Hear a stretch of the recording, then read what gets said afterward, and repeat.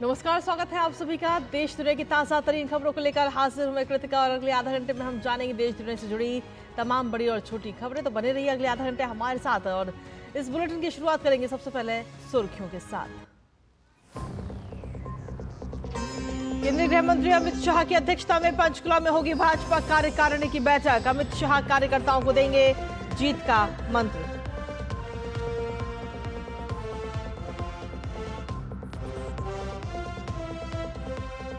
JDU की राष्ट्रीय कार्यकारिणी की आज नई दिल्ली में होगी बैठक। विधानसभा चुनाव की रणनीति समेत कई अहम मुद्दों पर होगा मंथन।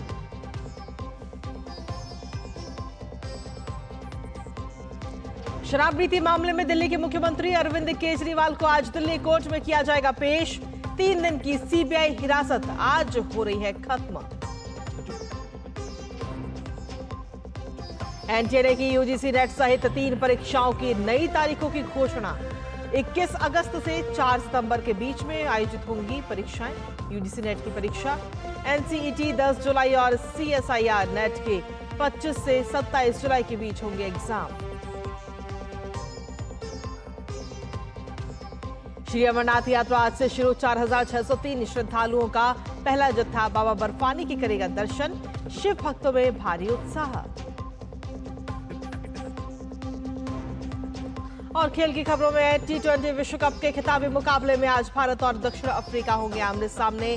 भारत की नजर दूसरी बार खिताब पर कब्जा करने पर होगी, तो वहीं दक्षिण अफ्रीका पहली बार आईसीसी के किसी टूर्नामेंट में खेलेगी फाइनल मैच।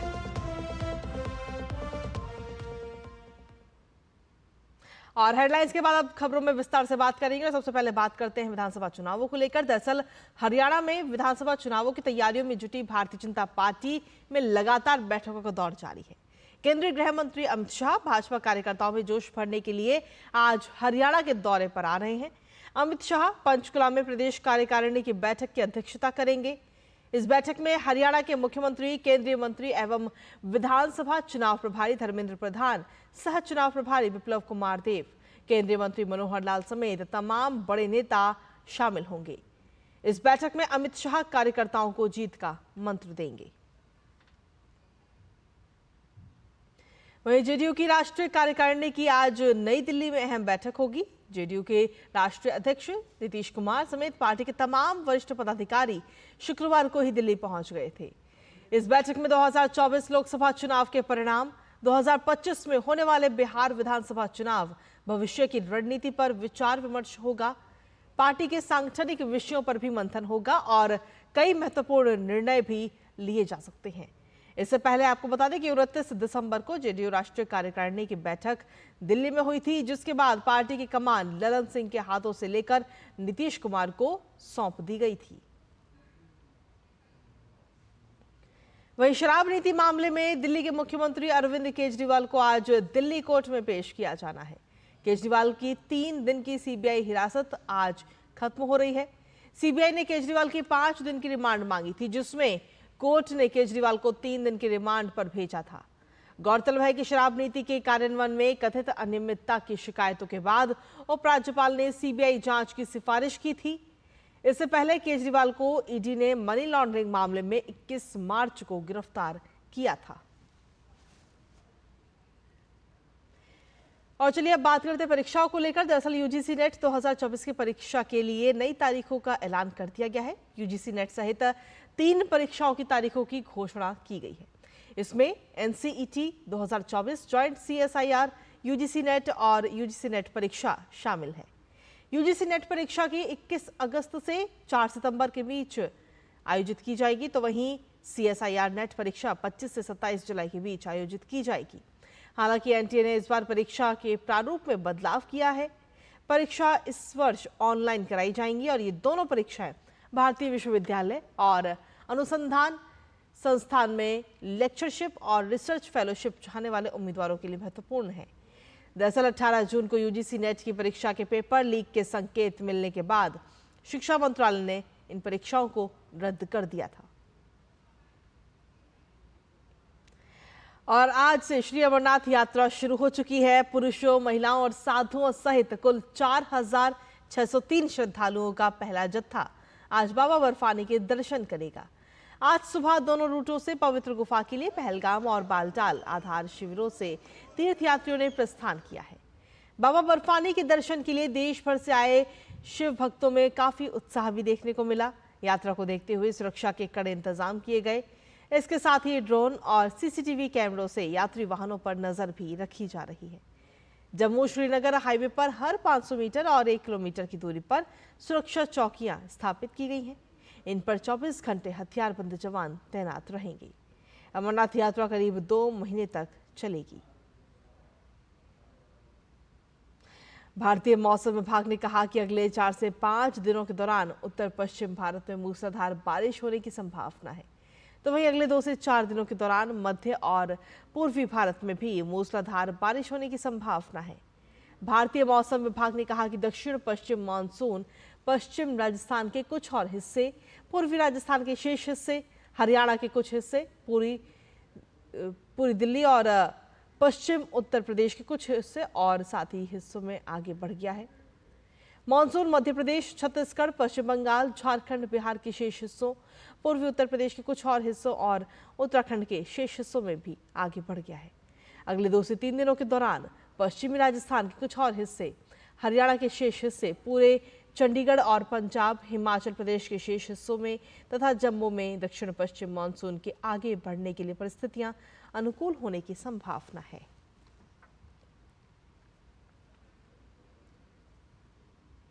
और वहीं असम और उत्तर पूर्व के अन्य हिस्सों में भी भारी बारिश हुई है। भारी बारिश के कारण जनजीवन अस्त व्यस्त हो गया है। आईएमडी ने असम के लिए ऑरेंज अलर्ट जारी किया है। वहीं बाढ़ ने असम राज्य को कैसे प्रभावित किया है, इस पर आपको ये विशेष रिपोर्ट दिखाते हैं।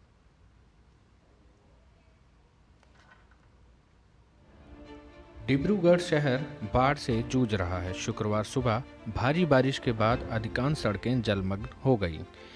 इस ऊपरी असम शहर के सबसे व्यस्त हिस्सों में से एक मनकोटा रोड अब घुटनों तक पानी में डूबा हुआ है।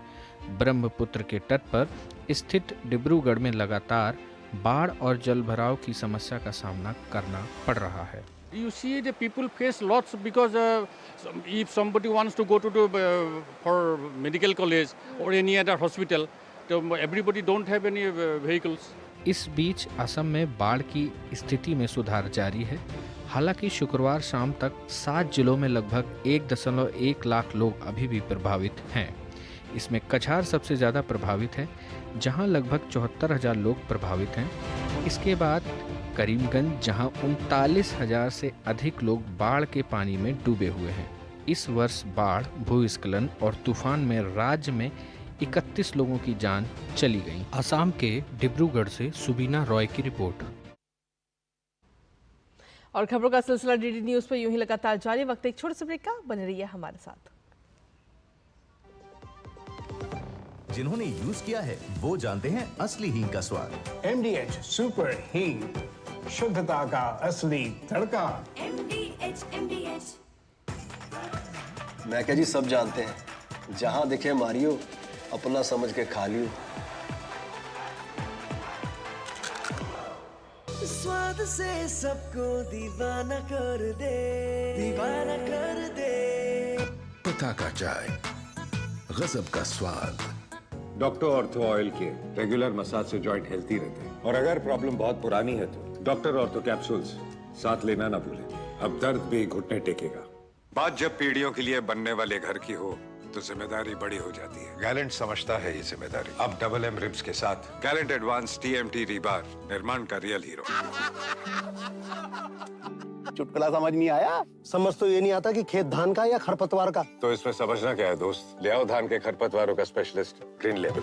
IIL के ट्रैक्टर ब्रांड का ग्रीन लेबल, धान के खरपतवारों का स्पेशलिस्ट। अब तक टेस्टी राजमा बनाना नहीं आया। बिना MDH राजमा मसाला के टेस्टी राजमा कैसे बनेगा? MDH राजमा मसाला। क्या स्वादिष्ट राजमा बनाए। MDH। और ब्रेक के बाद एक बार फिर से स्वागत है आप सभी का। खबरों में आगे बढ़ेंगे, जहां आप बात करते हैं महाराष्ट्र की, जहां उप मुख्यमंत्री और वित्त मंत्री अजित पवार ने शुक्रवार को राज्य विधानसभा में साल 2024-25 के लिए बजट पेश किया है। इस बजट में महिलाओं, किसानों और आम लोगों के लिए कई कल्याणकारी योजनाओं का ऐलान किया गया है। इस बजट में किसानों के लिए क्या कुछ खास है, आइए जानते हैं हमारी इस विशेष रिपोर्ट के जरिए। महाराष्ट्र के उप मुख्यमंत्री और वित्त मंत्री अजीत पवार ने 28 जून को वित्त वर्ष 2024-25 के लिए विधानसभा में महाराष्ट्र का बजट पेश किया।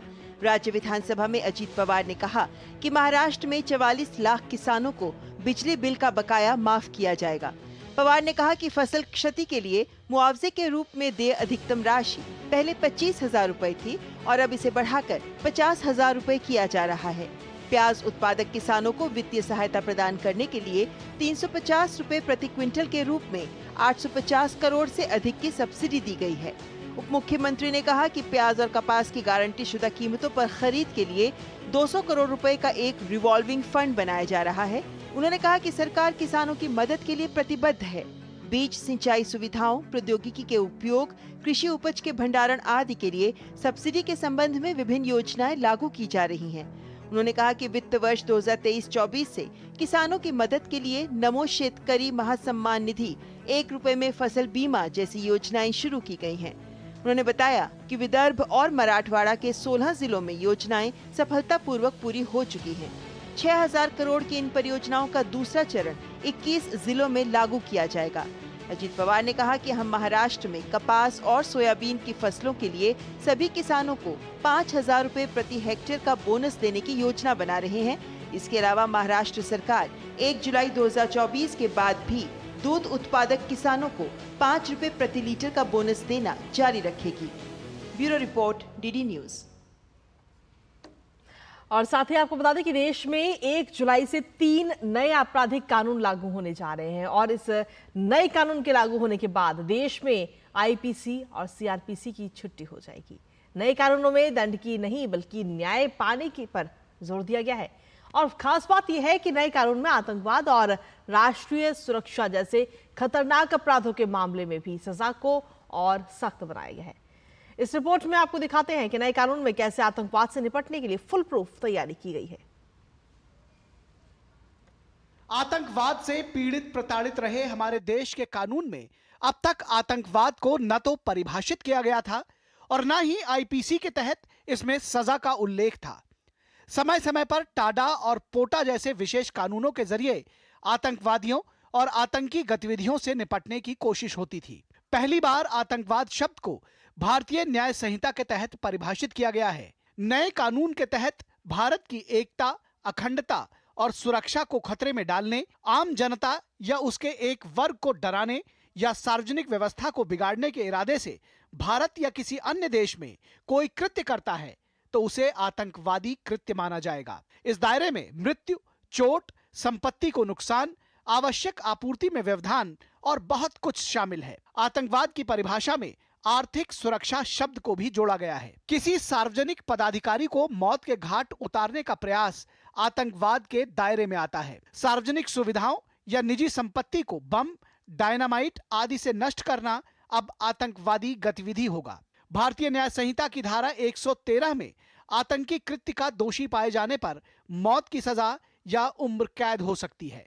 जो कोई भारत की एकता, अखंडता, संप्रभुता, सुरक्षा और आर्थिक सुरक्षा की प्रभुता को खतरे में डालता है और किसी भी वर्ग में आतंक फैलाने का प्रयास करता है, आइदर और साइड से, उसको आतंकवादी घटना कहा जाएगा। उसका विवरण दिया है। डायनामाइट, विस्फोटक पदार्थ, जहरीले गैस, न्यूक्लियर का उपयोग, ऐसी घटनाओं में जब कोई भी मृत्यु होती है तो ये घटना करने वाला आतंकवादी कृत्य में लिप्त माना जाएगा। भारत सरकार, किसी राज्य सरकार, विदेश की सरकार, अंतरराष्ट्रीय सरकारी संगठन के सुरक्षा को बाधित करने वाले कृत्य भी आतंकवादी माने जाएंगे। आतंकवाद के खिलाफ कठोर कानून न सिर्फ आतंकियों पर नकेल कसने का काम करेगा बल्कि आतंकवाद से लड़ने और आतंकवाद से समझौता नहीं करने के हमारे दृढ़ संकल्प को भी पूरा करेगा। Bureau report, DD news.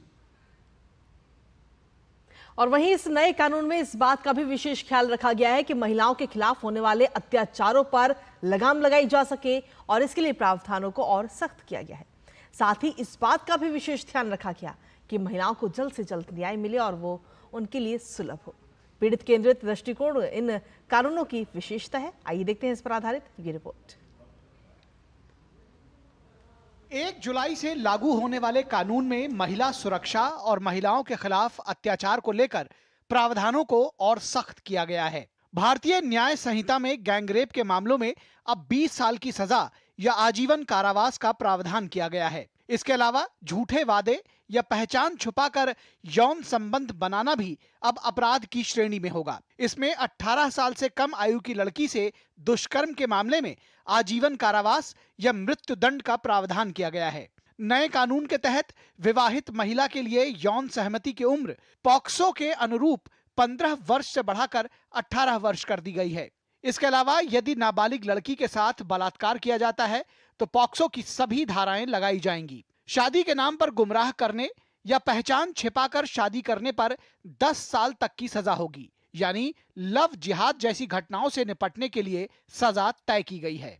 भारतीय न्याय संहिता के तहत EFIR और 0 FIR के प्रावधानों का मकसद महिलाओं के खिलाफ होने वाले जघन्य अपराधों की त्वरित रिपोर्टिंग में सहायता करना है, जिन पर तत्काल कार्रवाई की जरूरत है। भारतीय न्याय संहिता के तहत महिला सुरक्षा के लिए कुछ प्रक्रियात्मक उपाय किए गए हैं। मसलन किसी महिला की गिरफ्तारी के लिए महिला पुलिस अधिकारी का होना जरूरी है और सूर्यास्त के बाद और सूर्योदय से पहले गिरफ्तारी नहीं की जा सकती। किसी महिला की तलाशी महिला पुलिस कर्मी द्वारा ही की जा सकती है और वह भी शालीनता का पूरा ध्यान रखते हुए। इसके अलावा महिला की मेडिकल जांच किसी रजिस्टर्ड महिला मेडिकल पेशेवर द्वारा ही की जा सकती है। पीड़िता का बयान उसके आवास पर महिला पुलिस अधिकारी के सामने ही दर्ज होगा।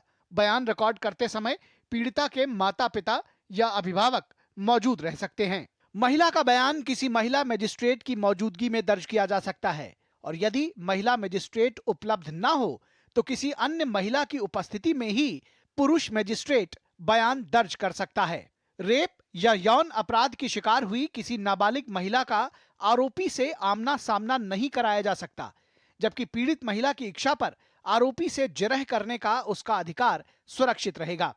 बलात्कार और इस तरह के दूसरे अपराधों की सुनवाई खुली अदालत में न होकर बंद कमरे में होगी। इसकी सुनवाई जहां तक संभव हो महिला न्यायाधीश द्वारा की जाएगी। महिलाओं के खिलाफ जांच को मामला दर्ज होने के 2 माह के भीतर पूरा करना होगा।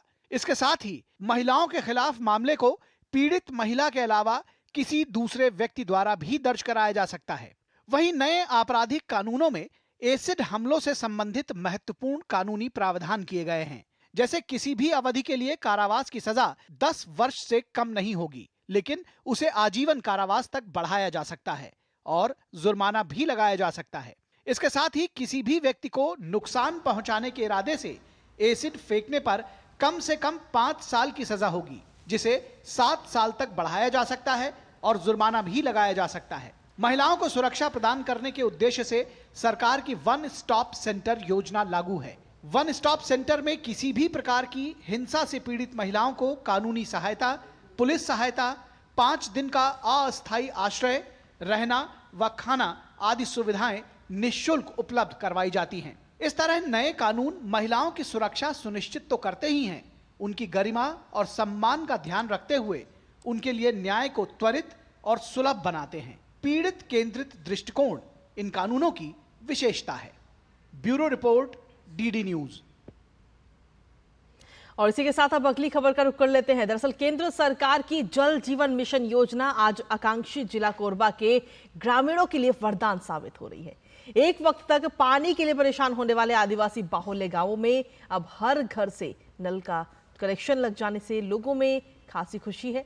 झारखंड के ग्राम पंचायत ओमपुर में DD न्यूज की टीम ने ग्राउंड जीरो पर जाकर के जमीनी हकीकत जानी, उसी पर आधारित ये खास रिपोर्ट आपको दिखाते हैं।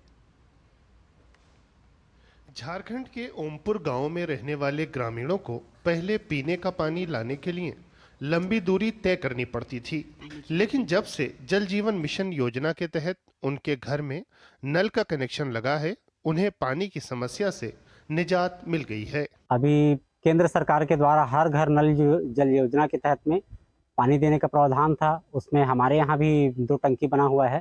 पहले दूर से पानी लाते थे, वो लाते थे तो तकलीफ होता था। अब घर में नल लग गया है तो अच्छा सुविधा है। अभी जब नल बन गया घर में तो बहुत सुविधा हो रही है हम लोग को। कोरबा जिले में 1,97,758 घरों में नल कनेक्शन का लक्ष्य दिया गया था, जिसमें दूरस्थ वनांचल क्षेत्रों के साथ ही ग्रामीण क्षेत्रों में पानी की टंकी का निर्माण कर 1,25,000 घरों तक नल जल का कनेक्शन दिया गया।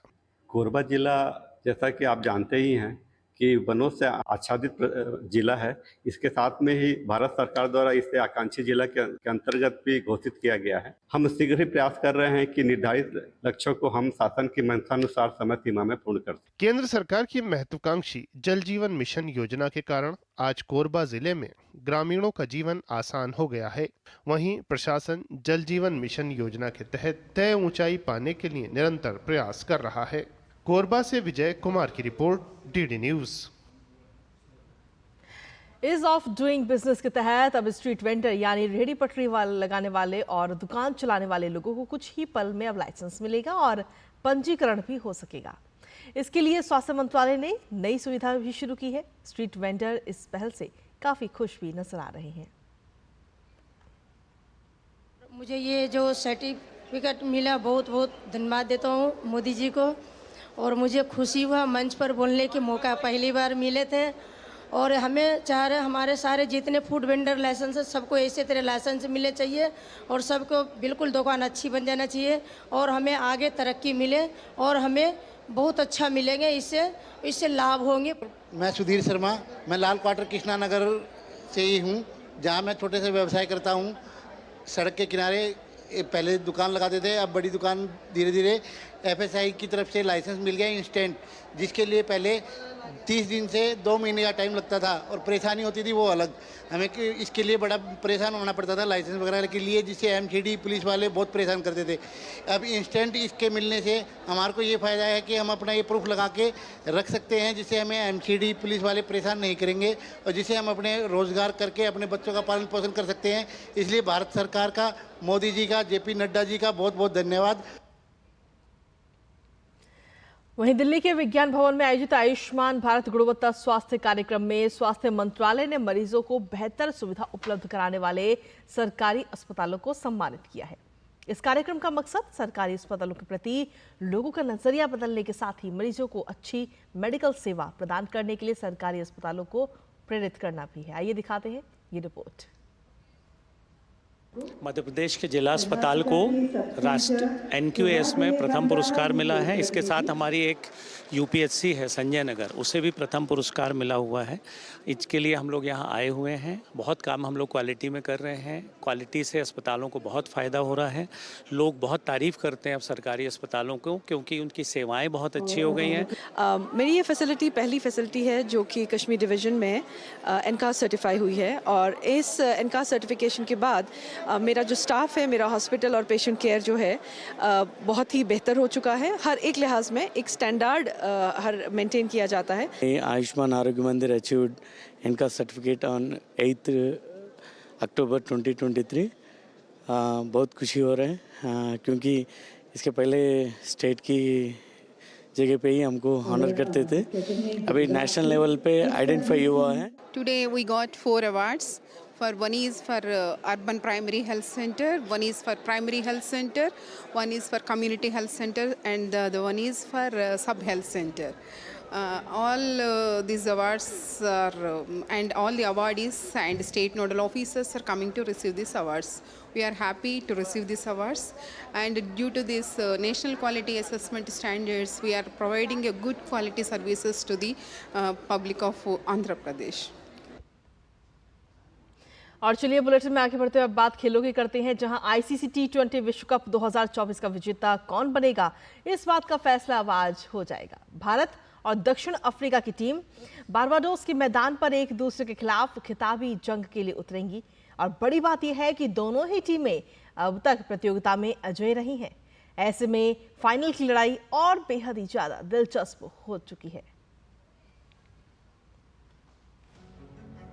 जीत के लिए बेताब और दमदार अंदाज के साथ रोहित शर्मा एंड कंपनी का विजय रथ अब फाइनल पड़ाव पर है, जहां सामने दक्षिण अफ्रीका है। टीम इंडिया ने अब तक तकनीकी रूप से, रणनीति की समझ से और टीम यूनिट के तौर पर खुद को परफेक्ट रखा है। लेकिन अब इन तीनों बातों का निचोड़ फाइनल में ट्रॉफी उठाकर ही पूरा होगा, जिसके लिए भारतीय टीम को बारबाडोस के मैदान पर एक बार फिर गेंद और बल्ले दोनों से बरसना होगा। बारबाडोस के पिच की बात करें तो यहाँ की पिच शुरुआत में पेसर्स और बीच में स्पिनर्स के मुफीद रहेगी। ऐसे में भारतीय गेंदबाजी को जहां जसप्रीत बुमराह की पेस से तो वहीं कुलदीप और अक्षर पटेल की फिरकी से एक बार फिर से दमदार आस रहेगी। बल्लेबाजी की बात की जाए तो हिटमैन सुपर हिट फॉर्म में आ चुके हैं। ऐसे में एक और शानदार पारी टीम को खिताब दिला सकती है। उम्मीद कोहली के विराट फॉर्म में लौटने की रहेगी। वहीं मध्य क्रम में सूर्या, पंत और हार्दिक की तिकड़ी का कमाल टीम इंडिया के लिए धमाल मचाता रहेगा। उधर दक्षिण अफ्रीका की बात करें तो टीम ने ग्रुप चरण में अपने सभी मैच जीते थे। इसके बाद सुपर 8 में भी टीम ने अपने तीनों मुकाबलों में जीत दर्ज की। सेमीफाइनल में टीम ने अफगानिस्तान को हराया। टीम जीत की इसी लय को अब बरकरार रखना चाहेगी। प्लेइंग 11 में दक्षिण अफ्रीका कोई बदलाव करे ऐसा दिखता नहीं। क्विंटन डिकॉक बल्ले से रन निकालने में कामयाब रहे हैं। वहीं गेंदबाजी में कागिसो रबाडा और तबरेज शम्सी जैसे नाम हैं, जिनसे इस टीम को खासी उम्मीद रहेगी। T20 विश्व कप में दोनों टीमों के बीच अब तक 6 मुकाबले हुए हैं, जिसमें से 4 बार भारत ने बाजी मारी है, जबकि दक्षिण अफ्रीका के हाथ 2 बार बाजी लगी है। जाहिर तौर पर एक टीम ऐसी है जो पहली बार विश्व चैंपियन बनने का सपना देख रही है, तो दूसरी तरफ एक ऐसी टीम है जो दोबारा क्रिकेट के इस छोटे फॉर्मेट की बादशाहत को पाना चाहती है। तापस भट्टाचार्य की रिपोर्ट, DD न्यूज, बारबाडोस। वहीं भारत और दक्षिण अफ्रीका के बीच आज ICC T20 विश्व कप का फाइनल मुकाबला खेला जाना है और ऐसे में आइए एक नजर डाल लेते हैं भारतीय टीम के अब तक के सफर पर कि आखिरकार टीम ने फाइनल तक पहुंचने की इस कड़ी में किन किन टीमों को हराया है। आइए देखते हैं ये रिपोर्ट। T20 विश्व कप का महासंग्राम अब अपने अंतिम पड़ाव पर आ पहुंचा है, जहां 20 टीमों के संघर्ष के बाद फाइनल 2 टीमें भारत और दक्षिण अफ्रीका सामने हैं। वैसे देखा जाए तो ये दोनों टीमें इस पूरे विश्व कप अभियान में अजय रही हैं। भारतीय टीम की बात करें तो टीम ने ग्रुप दौर में इस विश्व कप में अपने अभियान की शुरुआत आयरलैंड के खिलाफ मुकाबले से की, जहां टीम ने आयरिश टीम को 8 विकेट से शिकस्त दी। इसके बाद भारत का सामना चिर प्रतिद्वंदी पाकिस्तान से हुआ, जहां भारत ने पाकिस्तान को 6 रन से हराया। जीत का रथ आगे बढ़ा और टीम इंडिया ने अपने तीसरे मुकाबले में अमेरिका की टीम को 7 विकेट से शिकस्त दी। ग्रुप दौर का आखिरी मुकाबला कनाडा से था, लेकिन बारिश के चलते ये मैच रद्द हो गया। टीम इंडिया का सुपर 8 सफर। भारतीय टीम के सुपर 8 के सफर पर गौर करें तो यहाँ टीम ने पहले मैच में अफगानिस्तान को 47 रन से हराया। सुपर 8 के दूसरे मुकाबले में भारत का सामना बांग्लादेश से हुआ। यहाँ टीम इंडिया ने बांग्लादेश को 50 रन से शिकस्त दी। इसके बाद भारतीय टीम ने सुपर 8 के आखिरी मैच में ऑस्ट्रेलिया को 24 रन से हराकर सेमीफाइनल में जगह बनाई। सेमीफाइनल में टीम इंडिया। सेमीफाइनल में आकर भारतीय टीम ने इंग्लैंड को 68 रन से शिकस्त दी और इस मुकाबले की बड़ी बात ये रही कि इस मैच में रोहित की कप्तानी और बल्लेबाजी दोनों ही लाजवाब रही। Sports desk, DD news. और इसी के साथ फिलहाल मेरे साथ इस बुलेटिन में इतना ही। बाकी देश दुनिया की तमाम बड़ी और छोटी खबरों को जानने के लिए लगातार देखते रहिए DD न्यूज। नमस्कार।